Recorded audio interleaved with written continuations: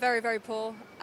Given as well, I'm a white Western woman. I can only imagine what Palestinians go through, but there was all kinds of assault. We refused access to water, medication. They stole my EpiPen from me, and word for word I said, I could die. They said, we don't care.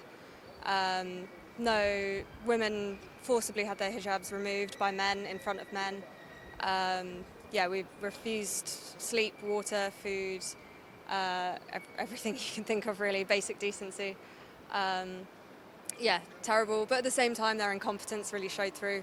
They were disorganized. They were, those that boarded the ship, they couldn't even stand up on the boat with the waves. They couldn't work the autopilot. They couldn't clean their own guns. The immaturity and the incompetence really shone through. At the same time, so did the lack of respect for anyone that wasn't themselves. I saw them hanging the Israeli flag next to her, so we were all, when we got to the port, we were all taken forcibly off the boat, made to sit in lines on the concrete, and she was made to sit on her own in the back corner, and they surrounded her with Israeli flags, and laughing and jeering and just terrible behaviour. Yeah, so there were 2 bunk beds in the cell and there was 15 of us in there. We weren't given enough mattresses, blankets. We weren't given any water. They were really hot in the day, really cold at night. We're in the middle of the desert. Very poor sanitation, if any. Just very, very poor conditions. Given that the prison was shut, so I've heard, due to nuclear radiation as well, it says a lot.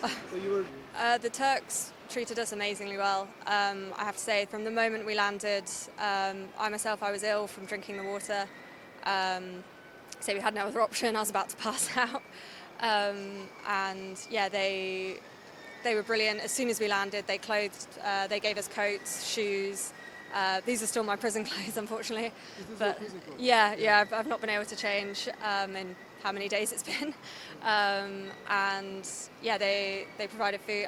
I've been on hunger strike since I haven't eaten since before we got intercepted. But they provided food for everyone. They took us straight from the airport to a forensics lab, and they did full reports on us, full medical checks, all our bruises and stuff. They fully took into account, psychological analysis, and then myself, I was ill with fever, and they sent me straight to the hospital, treated me, and then sent us to a hotel for the night. So they were very rough with treatment. So they'd say, when you're being searched, put your legs apart. They'd kick your legs apart. When they searched up here, they would jam their hand up into your groin. I've heard reports of other people being sexually assaulted. I witnessed other people being beaten up, and lots of people did. So they were pretty brutal. Yes, I think we got the closest boat got 20. I can't remember if it was 24 or 27 nautical miles away. And apparently the Gazans saw the lights of the boat, and those on the boat heard the bombs. They saw Gaza. The lack of competence of the Israeli forces was at times comical. So I think if we can go back, we regroup. I think it's possible to potentially get there. Yeah.